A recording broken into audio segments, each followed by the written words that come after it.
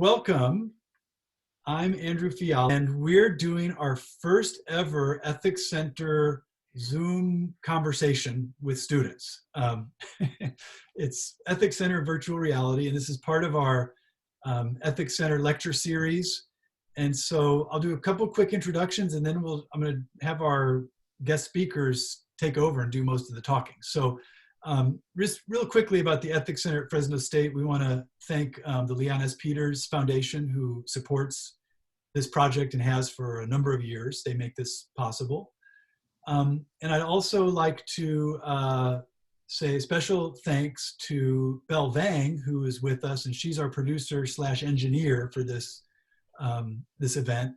She's going to be running the chat, and she set up the Facebook live stream, and she's going to bring in, if we have questions or comments, Belle will be the one to introduce the questions and comments. So if you're showing up as a participant and you want to make a comment or give some feedback or ask a question, type it into the chat, and then we'll make sure we get that over to our participants. And then just also, if you're interested, the Ethics Center at Fresno State, we have all kinds of events happening all year long. You can follow us on our webpage, Google Fresno State Ethics Center. We're on Facebook, we're on Instagram. You can find us, and stuff is happening. Thursday of this week is Constitution Day, and on Thursday we're going to have an event featuring Dr. Lisa Bryant from the Political Science Department, Paul Gronke from Reed College in Oregon, and Brandy Orth, who is the county registrar of county clerk and registrar of voters. And they're going to talk on Thursday about election issues and trust in our democracy. So that's Thursday at 11. You can find that information on Facebook and on our website and so on. So here we are. I thought this up during the summer. I actually ran into Hisham at an event earlier in the summer, and I said, wouldn't it be interesting to have students talk about democracy? There was a little bit of issue about ASI elections last year, and we're not going to go back and rehash any of that. Instead, what we've got is a couple of student leaders who are going to talk with us about ethics, democracy, the meaning of life. They're going to share their wisdom and insight with us. I'm really excited. So let me introduce our two students. The first we have Hisham Katob, who is currently the ASI Executive Vice President and Interim President. So we're very fortunate that Hisham is with us, and he actually kind of helped organize this. So thank you, Hisham. He's a business major, and his major is an option in finance. He's not yet sure what he's going to do with his life. By the way, you're young people, you don't have to know yet, but he's not sure what he wants to do. He knows he wants to work with the community and do some kind of service to help make the world a better place. And he's from Fresno, but he spent a couple years in the country of Jordan at some point. I'd like to hear more about that at some point. And then Elizabeth Rocha Zuniga is a double major, and she is a political science and Chicano Latin American studies major. She served in ASI before, and currently she's the president of Ignite Fresno State, which I hope you'll tell us more about that. But it's something to increase women's participation in politics and in political life. Really cool. She wants to become an immigration lawyer. She's planning to take the LSAT this semester.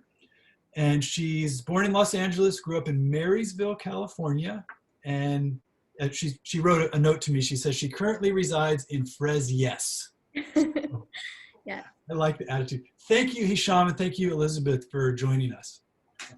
Thank you for the wonderful opportunity, both for you, Dr. Fiali, Elizabeth, you as well. As always, it's a pleasure speaking with you. And Ms. Vang, thank you so much for putting it all together, as well as for everybody attending. We really do appreciate it. Yeah, thank you all. We're very excited to be here. Yeah. Regarding the, sorry, go ahead. Go ahead, Hisham, go ahead. I was just gonna say, regarding the wisdom, you might have to rely on Elizabeth a lot more for that, because she has plenty of more wisdom than I do when it comes to anything. Oh my gosh. I'm not gonna say anything. True, she knows it. You guys know each other, obviously. Yeah. We do. Yeah. We've been good friends for about 3 years now, Elizabeth? Yeah. Yeah. Wow. Pretty since freshman year, I knew who you were. Yeah. Well, so this was the idea, is that we'd get a couple of really smart, wise experienced students to argue about the state of our democracy. And by argue, I mean like civil discourse. We're gonna, hopefully there'll be some disagreements, that's fine. But we also want to kind of find common ground and values that we share. And our audience is mostly going to be students here. So, we want to inspire students to think about democratic values and to take this project seriously, both at the student level and at the national level and all the stages in between. So let me ask you, really softball question to kind of get you started. This is a pretty rough year, 2020. It's hard to be a student, it's hard to be a professor. Are things going okay? And what are your hopes and fears? And then how does that connect to like fundamental values? Ultimately, I want us to talk about ethics, but do you want to just share how life is going for you as student leaders? You can go first, Sean. Okay, thank you. I think you hit it on the nail there, Dr. Fiala. That it's tough, not just only for students, but also for faculty, as well as for any human being right now during this time. 2020 is like the book that I used to read when I was a kid, a series of unfortunate events. And it's tough, but in always tough times, I'm considered an optimistic person. So I always like to look for the silver lining. In this situation, and in any situation, there's always a benefit out of it. You just got to change your perspective and see what you can gain from it. Even when you make a mistake, there's plenty to gain from that, of just the knowledge of the mistake that you made. That's something that I personally have learned so much during this semester, that I have made a lot of mistakes, and I understand that I'm not perfect, but the biggest thing that I've taken away is learning from those mistakes and making sure that just because it happened once, I ensure it doesn't happen again. Whether now it's because I put all my Zoom links on my Google Calendar, because that makes it so much smoother and I'm not hopping in the wrong class at the wrong time, which I've done a few times, unfortunately. But I learned from that mistake, and now I have a better system of doing that as well. Elizabeth, what about you? Any, how's 2020 treating you? And you're muted. Oh, there we go. Okay, I think it goes. Yeah, thank you so much for the question. I think that as students, we are definitely facing a lot of challenges. I personally am a more in-person learner, so going online and changing that, it just has been really hard for me. And so I'm kind of nervous for like the future of not just 2020, but 2021 when it comes to going to school. But overall, I think that we have learned so much about one another, not just as students, not just as faculty, and trying to understand where we're coming from when it comes to finding solutions for what we're currently going through, but more or less as a country. And we can see a lot of things happening as we speak. But I think we have learned so much about what we can do better as people, as Americans, and just simply as human beings who care about other people. And I think that's the biggest thing that I've been able to take away. And so, yeah, we have been facing a lot of negative things, a lot of challenges, a lot of barriers, which brings up a lot of fear. But I think at the end of that, there's a lot of hope for a better tomorrow, a better future, just a better way of being there for other people. And so I'm excited to see what goes on in 2020. But I know for a fact that the people that I have seen be vocal about everything going on are going to make an impact and have been making an impact. And so I'm ready for those conversations about what we can do better and how we can help one another remove barriers. So. Definitely. Elizabeth, you're talking about the social justice protests, I think. And it's kind of, every week there's something new and kind of chaotic, and including at Fresno State with on again, off again sports and all the rest of this stuff. It's not easy. How do you both sound very optimistic and hopeful? So now we're maybe heading towards a kind of a value question. Yeah. What is it that motivates you and that allows you to be optimistic and positive about this?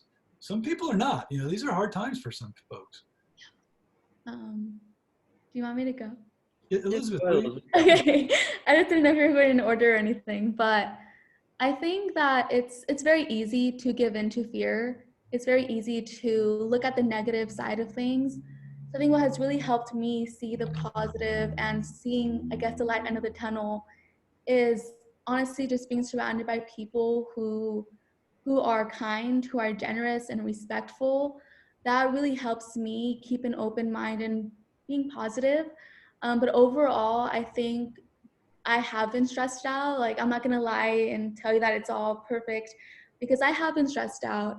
I watch the news and I get worried. I talk to some of my friends who have been negatively impacted by the fires, by so many things that have been going on just a couple weeks into September. Um, and so having those conversations and understanding people and, you know, let them like tell me what they need to hear, what they need. I think that's something that gets me going and something that I would like to help those people with. Um, so I think definitely just being open-minded and listening to people, not just taking up space. I think that's an issue that has not just been going on this year, but has always been an issue. And so having those conversations about what is going on, how can we fix this, and looking for solutions and not looking to just be always in fear. So that has been something that has been keeping me very open-minded and optimistic for the future. Hisham, what about you in terms of you know, you're optimistic, and maybe it's just that young people are just optimistic. Maybe as older people we're easier to kind of give up on things.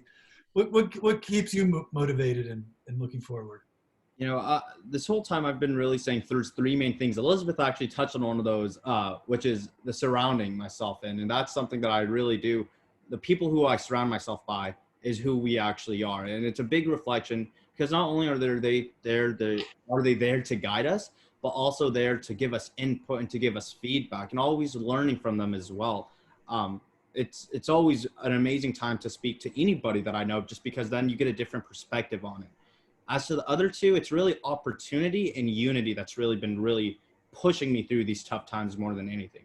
Opportunity, it's that now with the whole pandemic, there's so many new opportunities and new platforms that we can take compared to what was considered the status quo.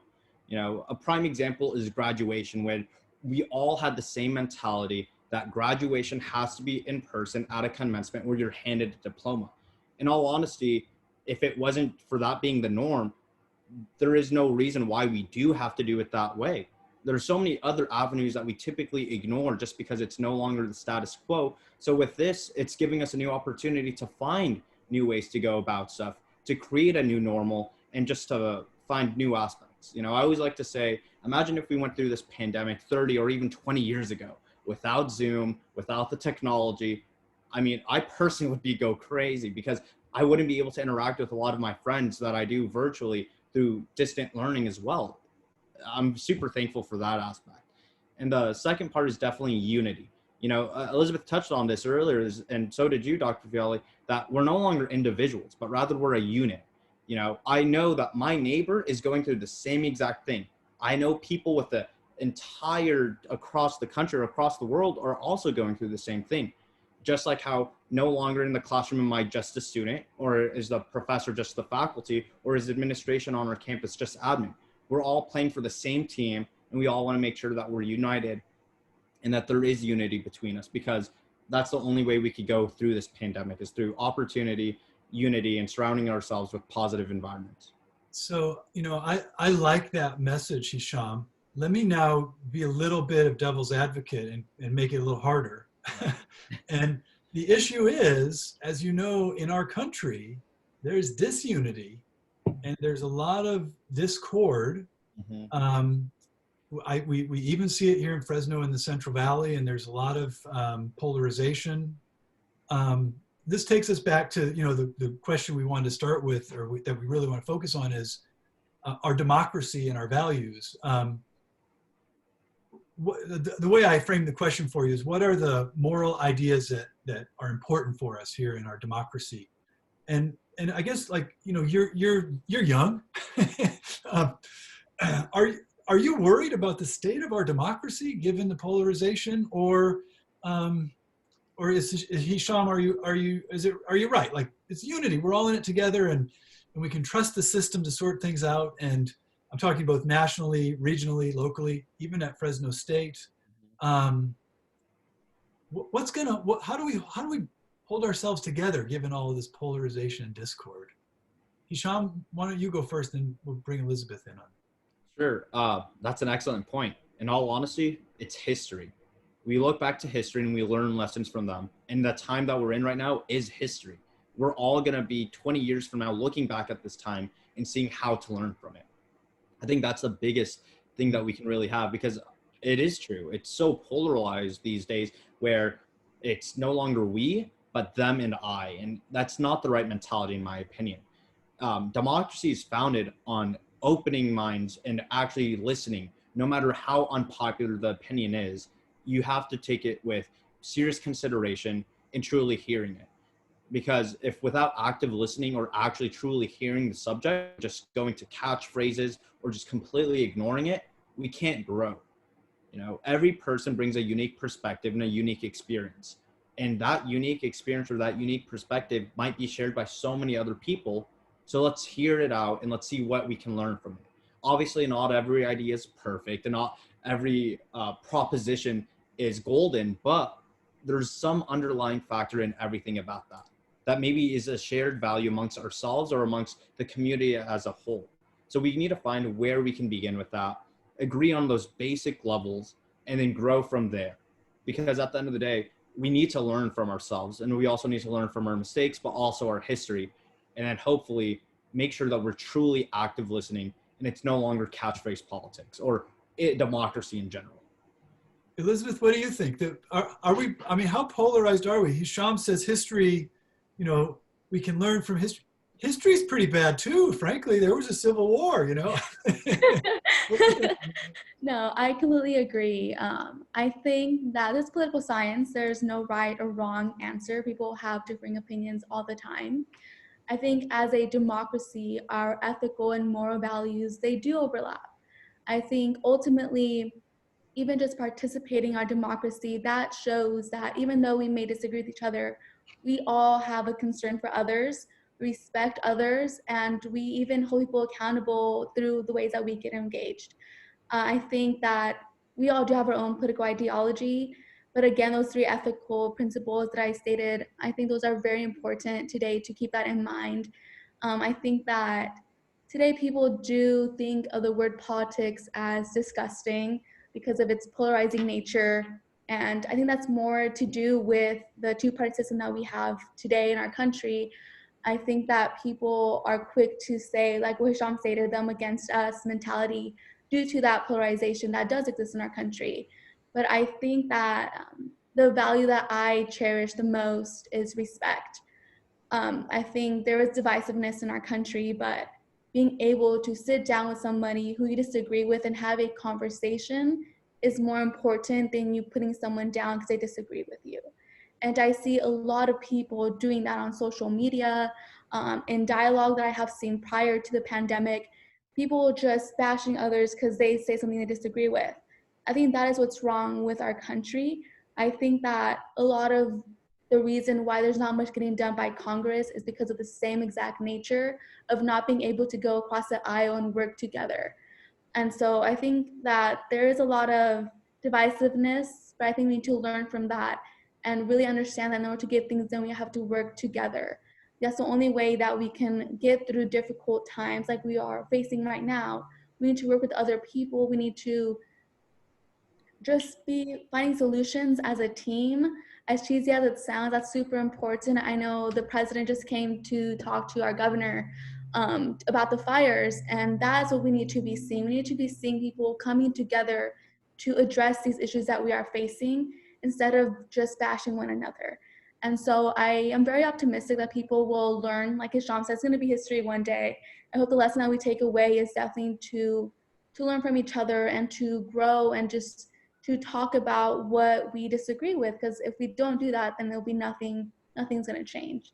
And so that's just my perspective, but I definitely value respect when it comes to politics and dialogue. Yeah, I mean, obviously that's important. I agree with you 100%.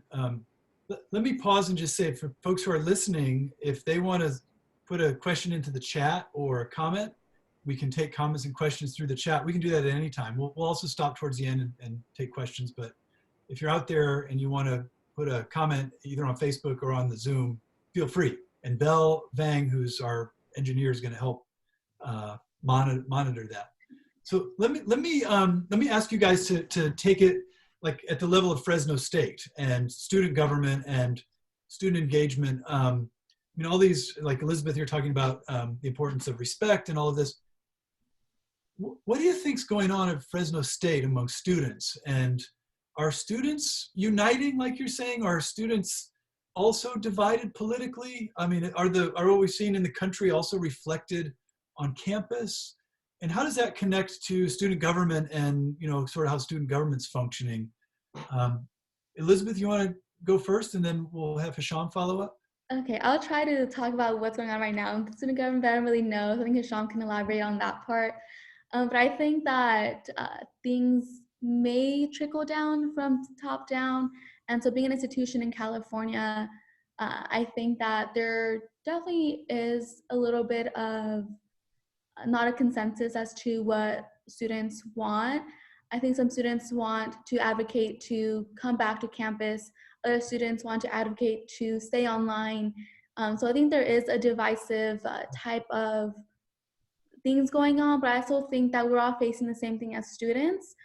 We all have been facing a lot of need for Wi-Fi, a need for stable connection, need for a laptop, need for less expensive textbooks. We all face similar things.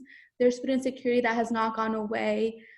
There is homelessness that has not gone away. There's issues that we are still facing that I think we can all come together in and advocate for as one, as Fresno State students. So I think that there may be things that we may disagree on, but overall as students from Fresno State and in the CSU system, I think we all come together when we need to be. I think right now we are more united in finding solutions for students who may not have access to Wi-Fi. And so that's what I perceive Fresno State as right now. There has been other events going on within our campus regarding a lot of Title IX issues. So I think we need to really have those conversations with people who disagree or do not understand. I think that's what we need to be talking about as student leaders, as not just students, but as our administration, as staff, as professors. We need to all be coming together to address things that we are questioning as students as to what is going on with this. And so I think that we are unified. We just need to be able to have those conversations. Hisham, what does it look like from your perspective on campus? I mean, definitely, without a doubt, there is a divide.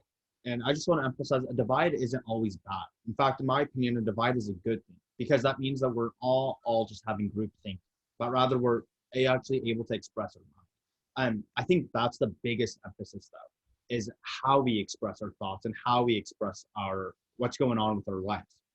Like Elizabeth said, we do all have different perspectives on so many varying points, but there's also so many commonalities that we have too. So let's focus on the commonalities, and through that common communication that we have there, let that trickle down to our differences as well. And you need to understand that no one person is perfect, and no view is perfect either. There's always shortcomings and there's always flaws. And the best thing about that is that we can learn from each other. That's the biggest thing that I can really request of anybody, is that we actually listen to each other. And that's a lot easier said than it is done. It is very tough to do that. I mean, a prime example is Elizabeth and I. We've been friends, really good friends, for almost 4 years now. And we've worked together on a personal level as friends. We've worked together in ASI together, and we've also worked together outside of ASI on several clubs. And as much as we have so many common interests and so many common thoughts, we didn't always see eye to eye. And, you know, I believe Elizabeth can definitely touch on that. But, you know, there's no shame in that. It's because we went with each other with respect and knowing that, hey, we do have these commonalities. Let's see, what about our differences? And then we would actually listen to one another and not just let it go over our heads or just pass it by, but really listen and engage with one another and just see how we can actually provide input to that. And then hopefully from out of that, we come back both as individually stronger, but as a unit also stronger as well. I mean, we've done that on all 3 levels, haven't we, Elizabeth? Yeah, I agree. I think we have disagreed on several occasions, but I think we still find a solution to whatever we're discussing. That's super important. Like you said, listening to each other, not just putting other people down because you disagree with them. That's the issue that I think is very clear in our country and in our campus and just in general. You know, my experience of Fresno State students is that they're they're they're good people. Yeah. They're generally polite, kind, civil, hardworking students. I rarely see a kind of incivility and rudeness among our students. I'm sure it's out there. I think there's something about our valley and our ethos at Fresno State that we kind of cultivate. I may be wrong, you know. Maybe I'm not seeing the world the right way. Um, we had a question in the chat, so let me throw this to you. And it was Julie who asked about media and ethics. And you know, there seems to be a problem in the way that political life gets portrayed in the media. And what about media ethics? And here I'm thinking maybe you guys could think about this from the standpoint of the campus, where we have a school newspaper and we have a challenge, especially now in Zoom land, on communicating with people and getting the word out. What about, Julie's asking, what about the role of media, social media, and ethics? You guys have a comment on that? Maybe Hisham, you want to go first? Sure. In all honesty, I'm not a big fan of social media whatsoever. I personally only have an Instagram and a Snapchat, and I check those maybe once every 3 days, if that, unless there's a need for me or somebody sends me direct message or something like that.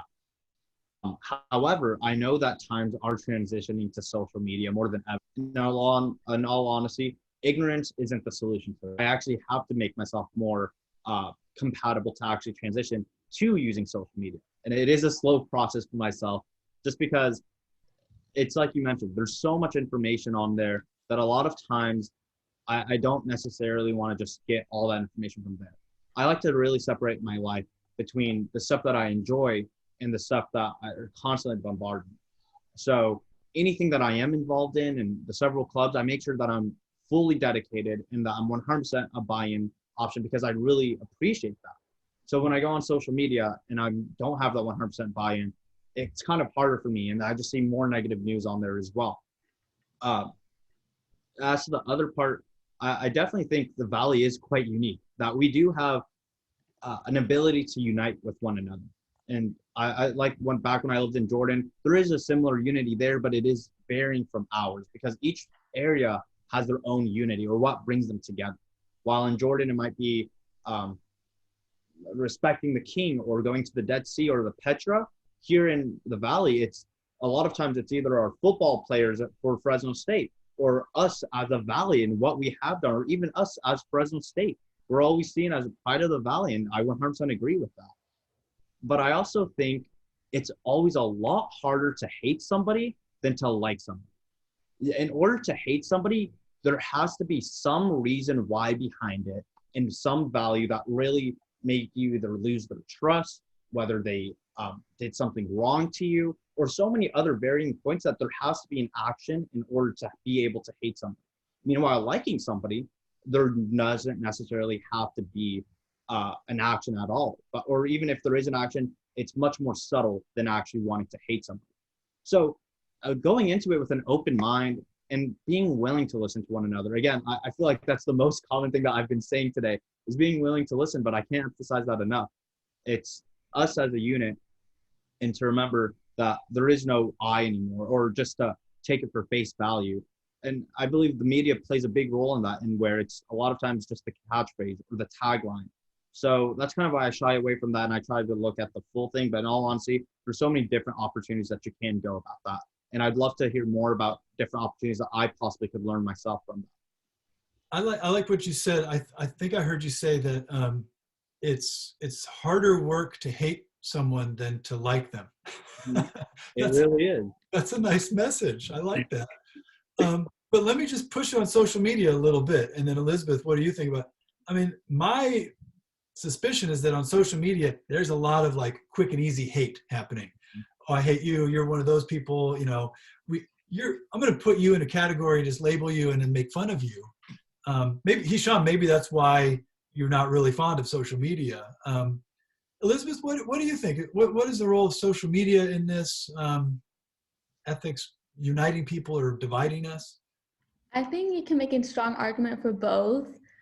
But I think social media has really helped in spreading information.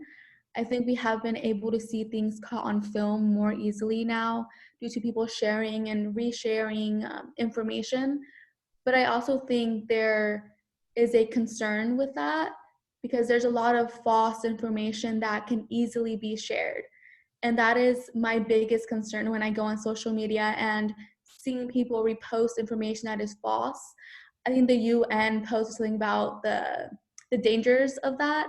And so I think that's something that people who love reposting should really consider, because if you repost something that's false, people will jump on the bandwagon and follow whatever you are saying. And so I think being careful when it comes to social media and spreading misinformation is probably my biggest concern when it comes to social media. But I personally do go on social media. I do repost news articles that I have read and done my research on. I think that's something that I think people should do more often. Definitely do your own research before you post something. That way, someone asks you something, you know how to respond. And it's not just a blank statement about a movement or about an issue that you want to prioritize and make other people aware of. So I think that's something that's super important, but also knowing that people have privilege and having access to social media, but also having the ability to repost concerns that not a lot of people, can fully like understand. That's when education is super important when it comes to politics. But I think a biggest thing that I have noticed recently with the fires going on is a lot of information about climate change and the need to address that. And the finger pointing to minorities, people of color who do not have the ability to stop using a lot of issues, a lot of things that may cause, like I guess like I don't know, like I think it's so easy to point the fingers at people who are not to blame. So I think that people have often been pointing the fingers at the wrong people. That's like my concern when it comes to social media as well. Knowing that you have the privilege to probably be on a vegan diet, probably being able to use eco-friendly utensils. Not everybody has that ability. And so resharing those things is good, but also keeping in mind that you may hurt somebody's feelings by making them feel as if they're not doing enough when it's really not their fault. And so that's one of my concerns as well. But I think it's done good in spreading information, spreading news, and being in touch with other people as well. I think we can talk to people from across the world now. I know I have family like in Mexico that I can speak to in FaceTime. So I think that's a very positive thing about the media. But I still think that there's a bit of concern when it comes to just sharing misinformation. And sorry if I didn't make any sense. I'm just like in my thoughts talking about like how I'm feeling. Well, that's a problem of our media right now, is that all of us are just talking to our computer screens, and it's very weird. So it's okay that this is a little bit, just that's how it goes. As a professor who's doing this, I'm in my room alone talking to my computer all day. It's a very strange. Yeah. Let me, we're about halfway through our conversation. If there's anything that either of you would like to talk about, I could just throw it over to you. Otherwise, I have some other questions and ideas. Let me just pause for a second. We're like halfway through. Anything either of you really have a burning desire to talk about? Just a brief. Sorry, go ahead, Elizabeth. No, go ahead, Sean. Okay. Just a brief follow-up off Elizabeth. Well, first of all, I've been very fortunate. I do have a roommate who seems just to only want to be there all day, never contributes to anything, but just likes to make a mess on my bed. She's my lovely little cat, so she's been keeping me plenty of company as well. But so the point that Elizabeth talked about, like social media with the false information, that's the biggest thing. Is it's 100% true. And Elizabeth, I promise you what you were saying makes sense. It really does. Because once you put out any form of communication, whether it's texting, talking, or even a social media post, you can never take those words back. No matter whether you delete it, whether you delete a video, no matter what, you can't take words back. So being careful and very selective of your words, saying it carefully, and thinking before you speak. I mean, as simple as that sounds, a lot of times we take that for granted. Right now, I'm really thinking of what I want to say right before I actually say it. And I can't emphasize that enough. So please think before you speak. Think of the possible consequences, but also think of the possible benefits out of it as well. Dr. Fiala, I did want to talk a little bit about students. I think there was a question on the doc about what students should be learning, I guess, when talking about democracy. And so before we got on this call or this Zoom meeting, I did some research on Jason Brennan. I don't know if you've ever heard of him. He's a very vocal philosopher who talks a lot about democracy and its impact on communities. And he talked a lot about losing hope in our democracy, and specifically the youth who do not have hope for our democracy and do not engage as much as they should when it comes to voting per se. And so I think that as students, it's important to learn. We're all growing, we're all in college, we're all learning about different concepts, different ideas. But I think as students, we should, learn more about ourselves, not just about what we are supposed to be learning in the textbook, but learning about what you want to have answers to. And knowing that you can ask questions, that you can ask the why question to your professors. I think that students oftentimes, just want to do good in school and all that, which is very good, but also understand that you have a say in what you're learning, and you can criticize what you're being taught, even if it's criticizing our democracy and the way that it works. The philosopher I talked about earlier said that a lot of the youth believe that democracy is failing because in order for them to feel as if they're making a difference, they have to vote. And you should not feel obligated to vote. You should feel empowered, and you should feel as if you can make a difference. I think that all starts in an institution that you're in. I think college does a very, very important job in molding new engaged citizens. So I think students need to really learn about themselves in the process of higher education, and being able to reflect on yourself and ask hard questions when you have hard questions, because I know students do. We have a lot of questions about what is going on, about what we can do better, about history, about what are other solutions, because it's not just a Band-Aid solution. It's a lot of things that I think as students we need to really talk about. But I think most importantly, being able to question what we're being taught is something that I definitely have struggled with when it comes to asking my own questions to my own professors. And I know some professors that I have had will say that I do ask them questions, and I think that's the most important thing about being a student, is criticizing and asking the why. And so that's what I just wanted to say too about students, just, be comfortable and to ask those questions, because, you have a lot at stake as a CSU student, or any student in general at Fresno State. I know we value diversity, distinction, and discovery, and President Castro always says to be bold.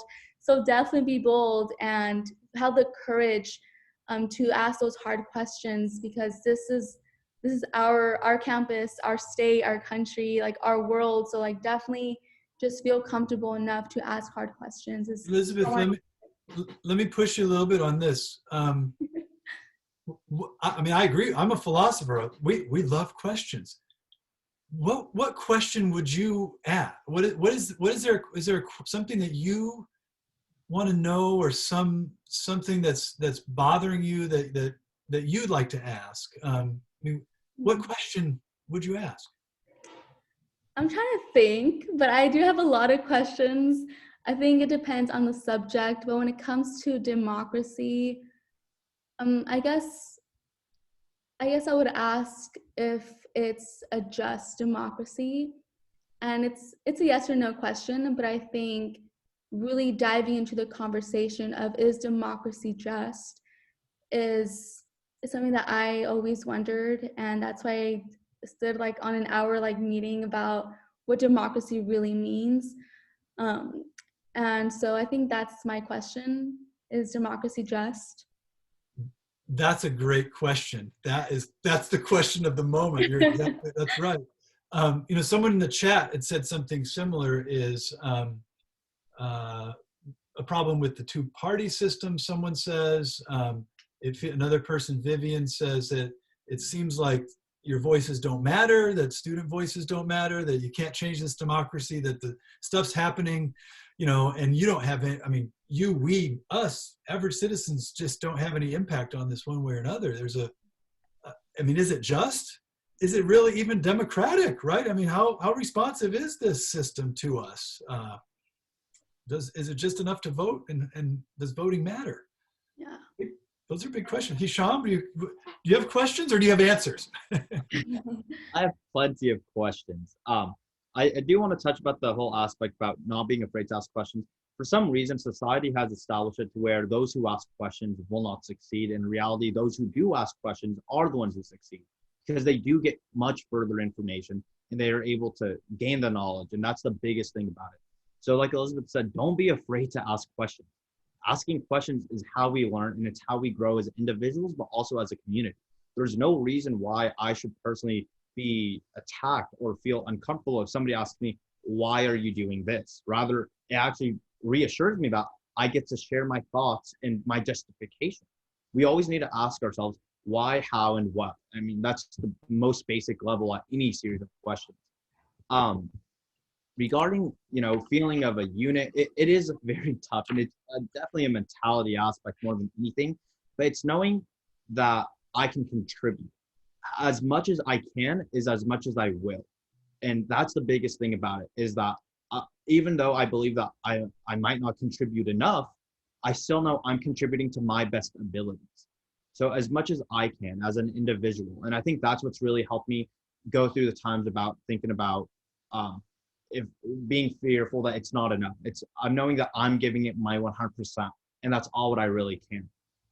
There was something I actually listened to a podcast not too long ago that's a very out there. It's a very philosophical question about should we even have an electoral system where we elect our leaders rather than just do something where we do with our juries where it's you're asked to serve. You know, that essentially would mean, although originally our leaders were meant to be the best people who we know who can truly represent us, but also lead us. Nowadays, it's seen as a career path rather than a calling, I would say.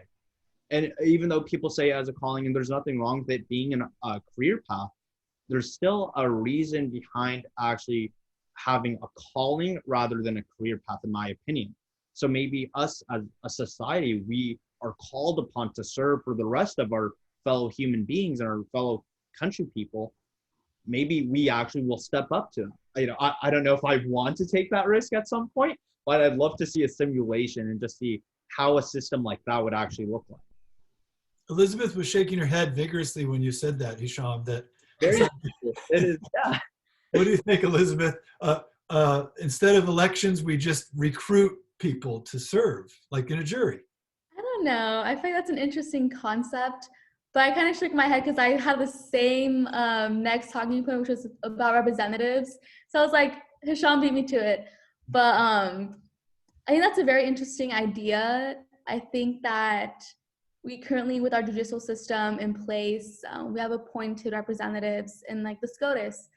And I think that if they take up controversial issues, people will lose trust in our court system. So I think that I have a little bit of fear of just like having a group of people that we for sure are going to have representatives than having like a democratic process. I think our process right now with electing our representatives is good. I think even if we disagree with people who are in office, they were elected by, oh, I'm so sorry, the lights are like, what's it called? They don't turn on unless I move. But, oh no, I forgot my train of thought. You were talking about how the importance of having elected officials who represent people. Yeah, I think that that's what we have at the census, to have certain groups represented in Congress. So I think that those communities, we all face different issues. And by having an elected official, we are able to elect somebody who can best represent our concerns within our community. But also when it comes to higher offices, just being able to vote for somebody that reflects like our values, I think it's important. Even if we disagree with whoever the winner is, that's democracy. whether we like it or not, whether we like who's in office or who's not in office. You know, people voted, and I think we need more people to vote if people want to change that, or we need to educate folks about what people's platforms are before we go out there and vote. So Can I education. ask you this question?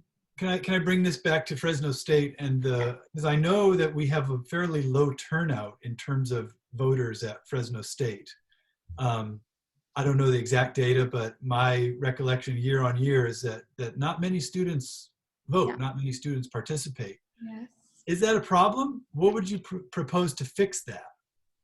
Maybe it's not a problem. That's a huge problem. I think my freshman year when I ran, there was the most turnout, which was like 21%. And I think my junior year, it was maybe 15%. And this past election, it was like 7%, 10%? 13. 13%. And so there has been a decrease. And so I don't think it's upon students. I think it's people who are maybe running for office, who are not reaching out, who are not spreading the word. I think it's a lot on ASI to be able to spread the information about what is going on, who's running, the importance of you voting, because people may not really understand student government. And we do a lot of decision making with administration and with faculty within the committees that focus on either internships or like issues with professors, things like that, that are not really discussed by ASI, that may take away about the importance of students voting. So I think that we really need to talk about why students need to get out there and vote, because it's not just you voting for your friend, it's you voting for somebody who understands what the issues are at stake and how they can best put themselves in these situations with administration and be able to have those conversations. I think people do not really understand that. So I really want to make sure that this upcoming election, people are aware of what is at stake. Because it's not just a re-election, it's literally an election in a pandemic and all these issues that we are facing. So I think that ASI needs to do a better job at spreading the word. They have been sending a lot of blogs and stuff, that's really important, but I think being more active on social media, holding Zoom meetings with the candidates, doing more things to get the students pumped up for the election, I think that will increase voter turnout. But I also think that students need to be willing to read the blog, be willing to like reach out to whoever's running, be willing to know about student government. Because it may be tedious, but it's something that's super important and crucial. So I just think that we need to do better at spreading the word, but I don't know. Hisham, what do you think, Hisham? I definitely want to pick up where Elizabeth just left off there, is that we got to get the students to read the information as much as we provide. And that's the biggest challenge that we've seen in any scenario, and even in national politics as well. It's how do we get the information to the people rather than expecting the people to come to us. And in our scenario, it's students. And now with the pandemic, what we used to do is we would be tabling so that we could get to the students when they're directly walking and give them incentives, whether it's during the actual election or the ASI election or any event that's happening around campus, that we would be there and directly handing stuff to students. Now with the time of a pandemic, it's very tough. And I think that's where the essential is. It's the transparency. Yeah. Once you're actually in ASI or you have some acknowledgement or knowledge of what it is, and you kind of look beyond the student serving students, because that is what it really is, but that's more of the couch phrase again.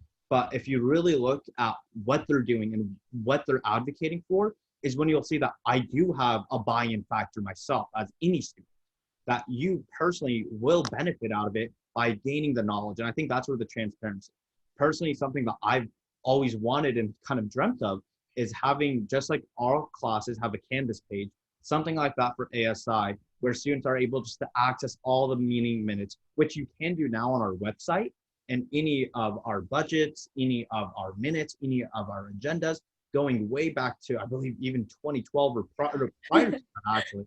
Prior. And where you can get all the information and it's still accessible. It's just now, how do we go and take that information to the students rather than expecting the students to come to us? I will say a CSU, it's not just a Fresno State issue. It's definitely a CSU system wide, but also a national issue as well. You know, luckily Fresno State actually has one of the highest voter turnouts of all the CSU systems. We're the ones that peaked at that 21% with no school ever even coming near that. Typically, schools don't pass 10%. Ourselves, we typically average around 15% is what we usually get. And biggest thing is we need more people to actually be there. And like Elizabeth said, we definitely don't want just to be voting for our friends, but voting for what people actually stand for and the changes that they will implement, but also their history of getting changes done. That's the biggest thing. And that's just like I talked about earlier, we can learn from history. We can learn from history again. You know, Americans are unique in the sense that we do this student government thing, even in elementary school. You know, I don't know if you remember, but you know, fourth graders have, you know, that's kind of an American thing. I haven't studied the world, but you know, we want young people to practice democracy so they can learn to be citizens. And there's something about that, even at the university level, that it's an experiment where we're learning how to do this. Guys, we're going to run out of time here in a few minutes. I want to invite you, as we run out of time, what are your parting words of wisdom for students? And also, what can students do to get involved? So, you know, Elizabeth, we started off, I mentioned your Ignite program that you work with. Maybe you want to share a little information about that. You know, in a last, you know, 2 or 3 minutes each, what can students do to get involved, and what kind of wisdom can you leave us with? Elizabeth, why don't you go first? Okay. So I think I would just want to leave off a note by saying to have courage, but to also just believe in yourself, to be able to be vocal, because your voice does matter. I think it's easy, like the question that was asked about feel like your voice doesn't matter.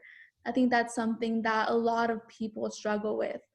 But leaving like a concern that you have by just feeling you can't change it, I think that can take up a lot more of create more stress for you than to be vocal and to be active, to want to address it. I think that we all have opinions, and I think you should feel comfortable with yourself, because there's no wrong opinion. There's no wrong opinions. It's science. It's political science, not science. Political science. I think that you all should have courage, and just be mindful of people disagreeing with you, and that's okay. But just being able to talk about what you feel, that's the best part of growing as a person, and being able to make sure your concerns are being heard, because they are being heard and they do matter. They matter a lot, especially people who serve you, like myself and Isham have experience serving students. Your voice does matter, and what you say, we take that into consideration when we make resolutions, when we talk to professors or administration. Your voice does matter, so please do not feel like it does not, because it does. And so I think to get involved, I would say that you should find something that you are passionate about. But I do want to throw out there that I'm the president of Ignite Fresno State, and you should definitely check that out if you want to be more civically engaged. It's predominantly an organization that's national, and it's focused on empowering more young women to be more involved, more engaged, educated about politics, about laws, about representatives, how to get involved. It's a very important chapter that we have at State, so please check it out. We have an Instagram, it's Ignite Fresno State, and we'll be posting on there soon. We're gonna have elections, so check that out. And I just encourage you all to reach out to ASI as well. There's a lot of committees that you all can join, whether it be ASI committees or campus-wide committees that are super important. So please check that out and get involved, because your voice matters. And yeah. Great, thank you. We can put some links on the Ethics Center Facebook and stuff too, and Instagram for that too. So thank you, Elizabeth. Hisham, how about you? Words of wisdom, how can students get involved? Definitely. Well, very well said, Elizabeth. I don't know if I could top that in all honesty. But to touch on the whole topic about passion, personally, I'm involved in several clubs, and time is something that you can never get back. And time is priceless because it's so scarce.